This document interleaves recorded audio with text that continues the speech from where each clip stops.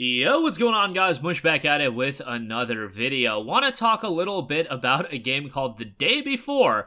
Formerly was one of, I believe it was actually Steam's most wishlisted games. Some people got a little bit skeptical about it. However, it is due out very soon, and we did get a new video covering the game as far as it on ray tracing, enhanced ray tracing, I should say, NVIDIA DLSS. This is coming from NVIDIA's CES presentation. Want to talk a little bit about that. Speaking of most wishlisted game on Steam, the game that actually took its spot, Hogwarts Legacy. Very impressive stat to go over with this game. This game is going to be just massive from a sales standpoint, and I'll talk why about that in a little bit. And also a bit of an update on Dead Space Remake. You guys actually may be unaware of a little pre-order bonus that is going on with that game. You can get a free copy of a really solid survival horror title if you do pre-order Dead Space Remake. We'll talk that at the end of this video. But first of all, The Day Before. This is a game that I remember when it initially got announced. People were talking The Last of Us crossed with The Division. This game looks incredible.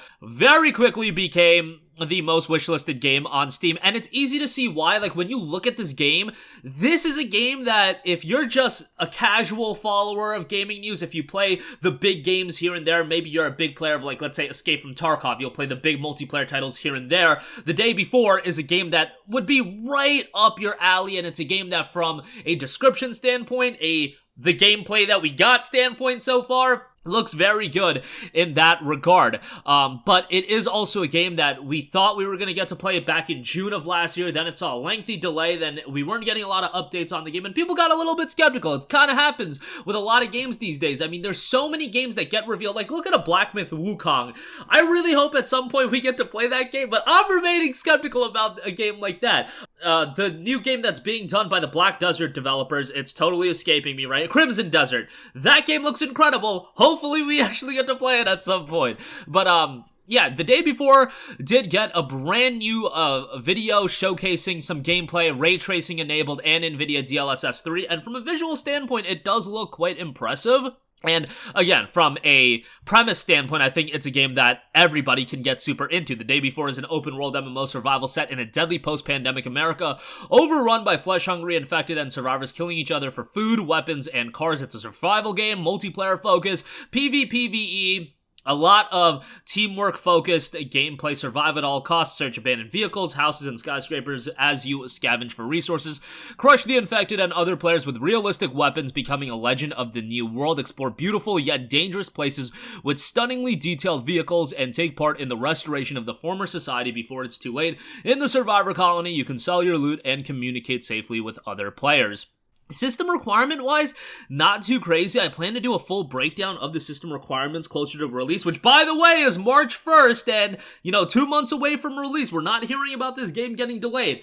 Don't take that as the game definitely won't get delayed. We've seen delays in a shorter window of time. Like, I've seen games get delayed like 3 weeks before release, so don't take that as anything for certain, but yeah, that is 2 months away. More likely than not, I hope it doesn't get delayed, and usually you don't see delays in that short of a time period. Nonetheless, recommended requirements: i5 6600K, Ryzen 5 1600, 16 gigs of RAM, GTX 1060, or an RX 580. That is super tame. Like, that's a mid-level PC from a few years ago, outside of maybe the 16 gigs of RAM. But you're talking a Skylake Intel CPU, nothing too crazy. Then minimum, i5 4430, FX 6300. Like, FX 6300 still kicking. 10 gigabytes of RAM, which, yes, it's a little bit higher than your 8. But most people at this point have at least 8 to 10 gigs of RAM, and then a GTX 960 or an R7 370. So, again, fairly tame, all things considered. Again, March 1st is the scheduled release date, so let's just keep fingers crossed and hope that the game does actually drop. But nonetheless, I'll keep you guys posted on that, because that is one of the hotly anticipated games of early 2023. Comes out, actually, right before Last of Us Part 1 on PC, so this game did see some Last of Us comparisons. Obviously, this multiplayer focus, but nonetheless, there you go with that. Alright, moving on from that, I did mention that this game was incredibly wishlisted to the top of the Steam wishlisted titles, but Hogwarts Legacy did dethrone it, and even more impressively, the game is not out. Hogwarts Legacy is not out until early February, and it has taken the top-selling spot on Steam. Now, it does fluctuate a little bit, but you're talking it ranking at times higher than Modern Warfare 2 and FIFA 23. Meme on sports games all you want. FIFA 23 sells like hotcakes, so, like, yeah, like, take that for what you will, but man, you're talking weeks and weeks ahead of release. I believe February 10th is the release date, and this game is already at the top seller list on Steam. Look, I have a really bad feeling that people have grandiose expectations for this game, and it's gonna come out and it'll be a 7.5, 8 out of 10, but because of these grandiose expectations, it's gonna be a Cyberpunk 2077 situation all over again, because again, I'm talking about this anecdotally. People in my friend group that I don't associate with being gigantic video game fans, they are super excited for this game. I guess I, for years, have underestimated how big Harry Potter is and how much people have wanted a Harry Potter RPG, but I am stunned. Again, I am completely out of touch when it came to Harry Potter, but this game is gonna be colossally big. Like, I think I cannot use a superlative to describe how big I think this game is going to be from a commercial standpoint. Ultimately, with that hype, with that level of buzz, I just get a little bit of PTSD when it comes to stuff like Cyberpunk 2077 and then the day after Backlash. Hopefully that doesn't happen with Hogwarts Legacy. And the thing is, I think if this game comes out, is an 8 out of 10, I think ultimately people are going to be satisfied with that. Look, I think people are just excited by the idea of a Harry Potter RPG, and hopefully an 8 out of 10 game is going to, you know, satiate that quench, so to speak. But a little bit of pessimism inside of me. Like, I'm excited for this game, but I'm not a big Harry Potter guy, so I can go into it being like, okay, it's just one of those games in February I'm gonna check out, just like I'll check out a billion of the other games that are coming out in February, like Wild Hearts and so on and so forth, Atomic Heart. Again, it's just at that level, but if you actually talk to the general consumer base, Hogwarts Legacy is orders of magnitude more anticipated than Wild Heart or Atomic Heart, where, in my case, I probably am equally excited for all three of those games. Nonetheless, hoping for the best out of this one, but let me know your guys' excitement level. This is something that I'm really interested to gauge at over the coming weeks, and, you know, ultimately we'll see how the reception is. Lastly, a game that I am much more excited for than Hogwarts Legacy, and probably in the minority when it comes to that, the Dead Space remake.